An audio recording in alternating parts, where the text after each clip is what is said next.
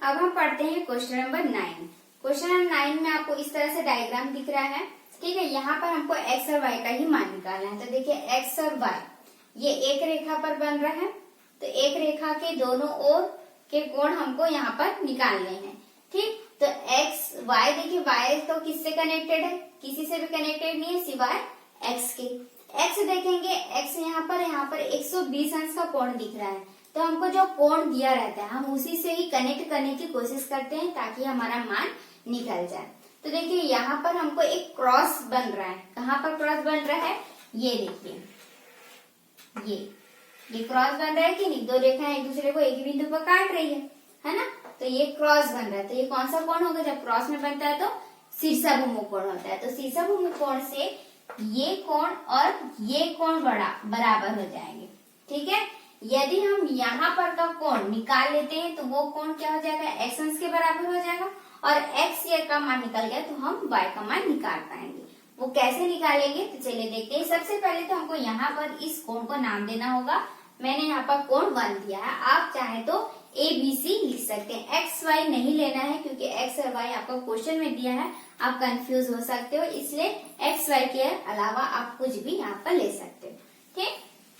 तो यहाँ पर हमारा क्या हुआ कि मैंने यहाँ पर कोण 1 लिया, तो इससे क्या होगा कि जब एक रेखा पर दो कोण बनते हैं, ठीक है, तो उन दोनों कोणों का योग क्या होता है, 180 अंश होता है। तो आप यहाँ पर रीजन लिख सकते हैं कि एक ही रेखा के दोनों ओर बने हुए कोण का योग 180 अंश होता है। चूंकि इस तरह से कोण 1 प्लस 120 इक्वल टू 180 डिग्री, ठीक है। इस तरह से हम लिखेंगे और फिर यहाँ पर से हम पक्षांतर करते हुए कोण 1 का मान निकाल लेंगे। तो कितना आ जाएगा यहाँ पर बताइए, कितना हो जाएगा, 60 अंश, ठीक है। यहाँ पर हमारा कितना आ गया, कोण 1 का मान 60 अंश। अब कोण 1 का मान 60 है तो एक्स का मान भी क्या हो जाएगा, 60 अंश हो जाएगा। किस कोण से, शीर्षाभिमुख कोण से। तो हम यहाँ पर लिख देंगे चूंकि कोण एक्स बराबर कोण 1 शीर्षाभिमुख कोण से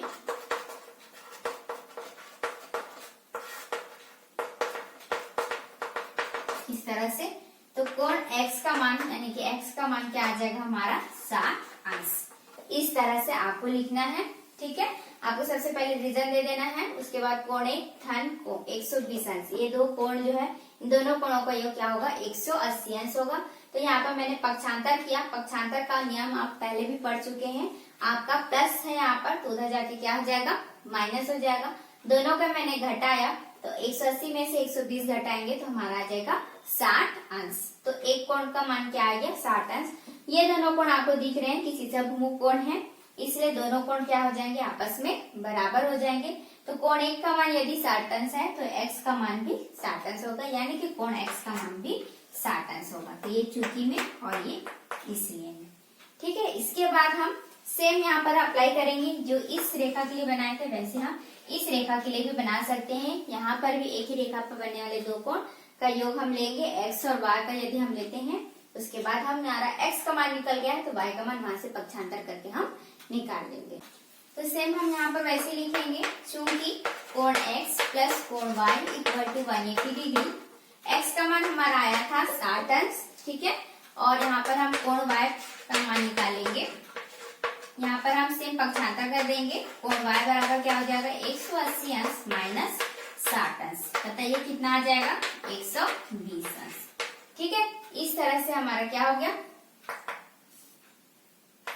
कोण x का मान 60 अंश प्राप्त हो गया और कोण y का मान हमारा 120 अंश प्राप्त हो गया, ठीक है। बहुत ही आसान था, बस आपको देखने में कठिन लग रहा था, हालांकि है सरल, ठीक है। आपको सिर्फ यहाँ पर कोण 1 लेना था, इन दोनों का योग लेना है 180 अंश, वहां से पक्षांतर करोगे तो कोण 1 का मान यहाँ पर आ जाएगा आपका 60 अंश। 60 अंश ये है तो x का मान भी 60 अंश हो गया। इस तरह से यहाँ पर x का मान 60 अंश निकल जाएगा और फिर उन दोनों का योग लोगे तो y का मान 120 अंश आ जाएगा, ठीक है। इस तरह से आपका क्या हो जाएगा, x और y का मान ज्ञात हो जाएगा।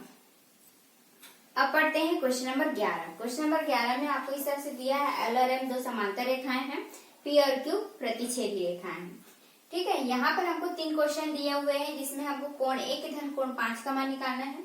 यहाँ पर सेकंड क्वेश्चन है कोण 3 धन कोण 5 का मान निकालना है। थर्ड में आपको कोण 9 और कोण 10 का मान निकालना है और दिया है आपका कोण 11 का मान 90 अंश। ठीक है, इस तरह से यहाँ पर दिया है।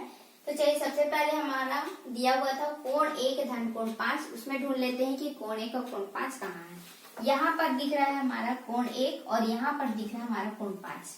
ठीक है, अब आप यहाँ पर ये संगत कोण नहीं होगा। क्यों संगत कोण नहीं होगा? क्योंकि देखिए ये हमारा जो तिर्यक रेखा गई हुई है इस तरह से, उसमें संगत कोण जो होता है उसमें क्या होता है कि एक ही ओर तो है, लेकिन एक ही ओर में या तो ऊपर होनी चाहिए या तो नीचे होनी चाहिए। तो यहाँ पर देखिए ये कोण 1 जो है वो नीचे की ओर है, लेकिन कोण 5 जो है वो ऊपर की ओर है। तो ये संगत कोण तो नहीं हो सकता। फिर सेकंड हमने पढ़ा था सीसाभुमुख कोण। सीसाभुमुख कोण में क्या होना चाहिए? क्रॉस में होना चाहिए। तो यहाँ तो ये क्रॉस में बिल्कुल नहीं है। थर्ड हमने पढ़ा था कोण में एकांतर कोण। तो यहाँ पर Z तो बन नहीं रहा, तो इसलिए ये भी एकांतर कोण नहीं होगा। तो हम क्या लें? तो कोण 1 और कोण 5 जो है वो एक रेखा पर बन रहा है। देखिए ये जो रेखा है ये है, इस रेखा पर 2 कोण बन रहे हैं। अभी जैसे कि हमने पिछले क्वेश्चन में पढ़ा था, एक ही रेखा पर बनने वाले 2 कोणों का योग कितना होता है? 180 अंश। तो हमको यहाँ पर सिंपली मिल गया दोनों कोणों का मान 180 अंश। ठीक है, थर्ड हमारा देखते हैं कोण 3 धन कोण 5। अब देखेंगे कोण 3 और कोण 5 कहाँ है। यहाँ पर है कोण 3 ऊपर की ओर, यहाँ पर है नीचे की ओर। ठीक, अब आप बोलोगे कि यहाँ पर Z बन रहा है। ठीक है, Z बन रहा है, लेकिन Z में यहाँ और यहाँ का कोण बराबर होते हैं। तो ये 4 और 5 बराबर हो सकते हैं, लेकिन 4 और 5 के लिए हमको तो 3 और 5 का मान निकालना है ना। 3 हमारा ऊपर है और ये इसके नीचे रहता तो ये संगत कोण के बराबर हो सकता था कि एक ही रेखा तो ऊपर, लेकिन ये दूसरी तरफ चले गया। तो ये यहाँ पर एकांतर कोण भी नहीं है, संगत कोण भी नहीं है। तब यहाँ पर हम क्या करेंगे? तो देखिए या अभी हमने जो पहला जो निकाला है उसका ही उपयोग करेंगे। यहाँ पर क्या दिया? कोण 1 धन कोण 5 का मान 180 अंश। तो देख लेते हैं कि 1 और 5, तो 5 तो है हमारे पास, है ना। 1 और 3 में ही रिलेशन होना चाहिए। तो देखो 1 और 3 में कौन सा रिलेशन? ये है 1 और ये है 3। तो ये देखो ये क्रॉस में बन रहा है आपका, और एक विपरीत दिशा में दिख रहा है आपको 1 और 3। तो विपरीत दिशा में क्या होता है? क्रॉस में सीसाभुमुख कोण होता है। तो सीसाभुमुख कोण से आपका 1 और 3 जो है वो बराबर हो जाएंगे। तो आपका सेकंड वाले में सबसे पहले आपको ये लिखना है कि कोण 1 बराबर कोण 3 सीसाभुमुख कोण से बराबर है।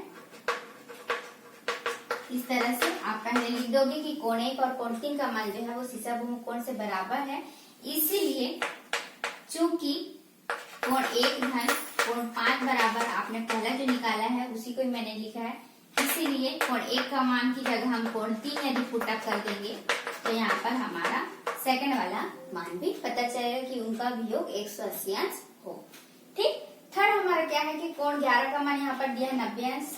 कोण 11, तो देखो यहाँ पर कोण 11, 9 और 10, 9 और 10 देखो क्या दिख रहा है? क्रॉस में दिख रहा है, विपरीत दिशा में दिख रहा है। तो ये सीसाभुमुख कोण हो गया। तो ये इन दोनों में से किसी एक का मान पता चल गया तो हमारा दूसरे का मान पता चल जाएगा। तो देखो यहाँ पर Z और यहाँ पर दिख रहा है आपका Z